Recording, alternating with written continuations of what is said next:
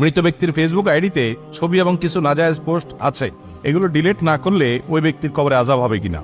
দেখুন, জীবদ্দশায় যদি কেউ কোনো হারাম জিনিস ফেসবুক ইত্যাদিতে রেখে যায়, মৃত্যুর পরও যদি সেগুলো চলতে থাকে এবং মানুষ দেখতে থাকে, তাহলে অবশ্যই মৃত ব্যক্তির আমলনামাতে গুনাহ লিখিত হবে এবং গুনাহ যুক্ত হতে থাকবে। এটাকে বলা হয় গুনাহে জারিয়া। আমরা সারা জীবন শুনছি সদকায়ে জারিয়ার কথা, না? সদকায়ে জারিয়ার কথা শুনছি আমরা, অনেকে গুনাহে জারিয়ার কথা জানি না। সদকায়ে জারিয়া যেরকম আছে, গুনার ক্ষেত্রে গুনাহে জারিয়াও আছে।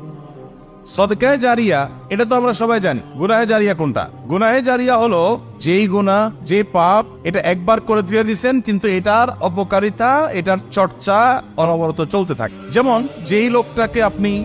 যে লোকটা ফেসবুকে তার ওয়ালে হারাম জিনিস, খারাপ জিনিস পোস্ট করে গেছে, তার মৃত্যুর পরও মানুষরা দেখছে, দেখে বিভ্রান্ত হচ্ছে, গুনাহে লিপ্ত হচ্ছে, সে অবশ্যই গুনাহগার হবে। এই জন্যই তো আমরা কি পোস্ট করছি না করছি এরপর আমাদেরকে দায়িত্বশীল হতে হবে, সচেতন হতে হবে, সতর্ক হতে হবে, কারণ এগুলোর জন্য আল্লাহর কাছে জবাবদিহি করা লাগবে।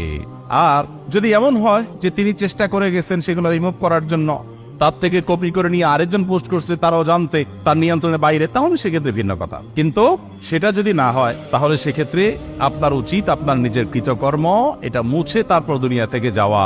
এমন কিছু করবেন না যেটা মুছতে পারবেন না। এই জন্যই তো বেপর্দা মেয়েদের ছবি ইত্যাদি আজে বাজে জিনিস আপনি আপলোড করে ধুয়ে চলে গেলেন, পোস্ট করে ধুয়ে চলে গেলেন, আপনি চলে গেলেন, ওই জিনিসটা থেকে গেল, কতজন কপি করে নিয়ে গেল, গুনাহে জারিয়া ঠিক আমলনামায় যেতে থাকবে। আর যদি চেষ্টা করে যান, বন্ধ করে যান, তাহলে সেক্ষেত্রে ভিন্ন। আল্লাহ তাআলা আমাদেরকে বুঝার তৌফিক দান করুন।